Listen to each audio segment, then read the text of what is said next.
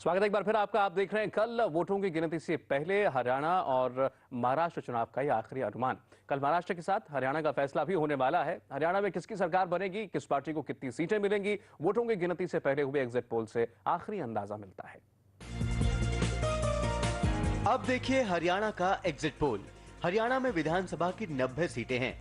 जो पार्टी 46 सीटें जीत लेगी उसकी सरकार बनेगी, लेकिन हरियाणा में कांग्रेस बहुत आगे दिख रही है। एग्जिट पोल के नतीजे बताते हैं कि हरियाणा में कांग्रेस को 59 सीटें मिल सकती हैं।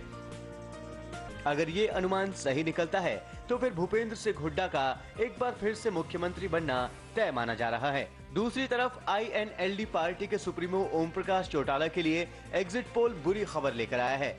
एग्जिट पोल में चौटाला की पार्टी आईएनएलडी को सिर्फ 18 सीटें ही मिली हैं। हरियाणा में इस बार भी बीजेपी रेस से एकदम बाहर है। एग्जिट पोल के आंकड़ों के मुताबिक बीजेपी ज्यादा से ज्यादा 2 सीटें जीत सकती है।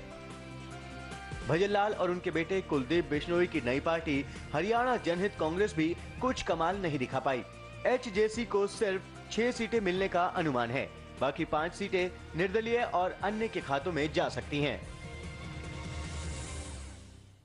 हर कोई सब कुछ बहुत सीधा सीधा बता रहा है। यशवंत, हरियाणा के बारे में आपको कहीं कोई और एक्साइटमेंट आती दिखती है? ये एक्साइटमेंट कैसे होगी जबकि ये इंश्योर हो गया है कि अपोजिशन की सारी पार्टियों में 4 पार्टियों में कोई एका नहीं हो पाया। 4 पार्टियों से मतलब ये है कि एचजेसी बीएसपी का जो समझौता था वो टूट गया, आईएनएलडी बीजेपी का जो समझौता था वो टूट गया और एचजेसी और बीजेपी का कोई समझौता हो नहीं पाया। तो 4 विपक्षी पार्टियां चारों बिखरी हुई हैं। ऐसे में एक मोटा अनुमान लगाना बहुत आसान है कि अगर कांग्रेस एक 40% वोट पा रही है तो अगली जो पार्टी है वो तकरीबन 20% वोट पा रही।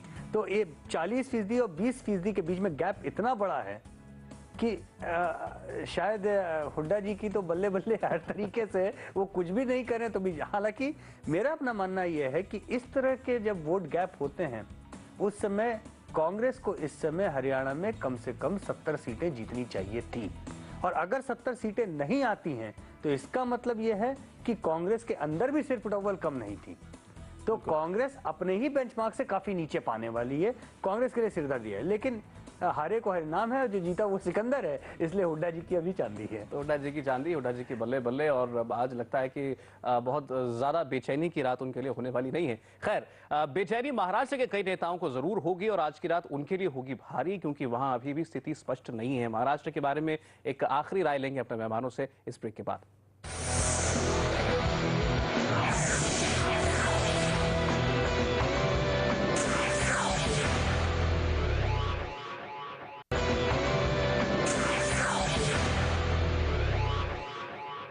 तो कल महाराष्ट्र और हरियाणा में होगी वोटों की गिनती और आप देख रहे हैं उससे पहले ये आखिरी अनुमान, आखिरी एग्जिट पोल। हमारे इस अनुमान के मुताबिक महाराष्ट्र में कांग्रेस को 84 सीटें, एनसीपी को 54 सीटें, इसके हिसाब से यूपीए को कुल 138 सीटें, शिवसेना को 61, बीजेपी को 51, यानी कि शिवसेना बीजेपी कंबाइन को 112। एक आखिरी अनुमान ले लेते हैं अपने मेहमानों से। यशवंत, अगर ये अंदाजे सही हैं तो इसके हिसाब से बिगेस्ट लूजर और बिगेस्ट गेनर कौन है महाराष्ट्र में? मेरे ख्याल से बिगेस्ट गेनर जो होगा वो तो शायद कांग्रेस को कहा जा सकता है, अगर आप वो भी इस नाते कि एनसीपी से वो शायद बाजी मार लें। और बिगेस्ट लूजर जो होगा वो शिवसेना से होगा, अगर सरकार नहीं बना पाती शिवसेना, क्योंकि वो राज ठाकरे से बाजी हार जाएगी। जैसा कि अभी सुजाता ने कहा, भले ही राज ठाकरे एक भी सीट ना जीते, लेकिन अगर कल शिवसेना सरकार नहीं बना पाती तो बिगेस्ट लूजर शिवसेना होगी। जी, ये सवाल सुजाता आपसे है, लेकिन आपसे पर्सनालिटी के ऊपर, कौन सा आदमी बिगेस्ट गेनर और कौन सा इंसान बिगेस्ट लूजर? इंडिविजुअल तौर पर अगर आप कहें तो कांग्रेस में तो मुझे लगता है विलासराव देशमुख हो सकते हैं बिगेस्ट गेनर, क्योंकि उनके कैंपेनिंग की वजह से ही जो भी अगर ये एग्जिट पोल सही है तो ये रिजल्ट उनकी कैंपेनिंग की वजह से ही आया है, ऐसा कह सकते हैं। और अगर आप बिगेस्ट लूजर कहें तो अगर राज ठाकरे ने सेना की सीटें डैमेज की तो बिगेस्ट लूजर तो उद्धव ठाकरे ही होंगे। सुजाता, आपका, यशवंत, आप दोनों का बहुत बहुत शुक्रिया। खैर, बहुत ज्यादा इंतजार दर्शकों को करना नहीं पड़ेगा, क्योंकि अब 10 घंटे से भी कम वक्त बाकी है। जब ये नतीजे हमारे सामने होंगे हमें पता चल जाएगा कि हमारा अनुमान सही था या नहीं। खैर, आप सुबह 6 बजे से इंडिया टीवी देखना ना भूलें, क्योंकि हमने किए हैं आपके लिए खास इंतजाम। कल सुबह 6 बजे से इंडिया टीवी पर देखिए आप पल पल का अपडेट महाराष्ट्र, हरियाणा और अरुणाचल में वोटों की गिनती पर। फिलहाल एक ब्रेक।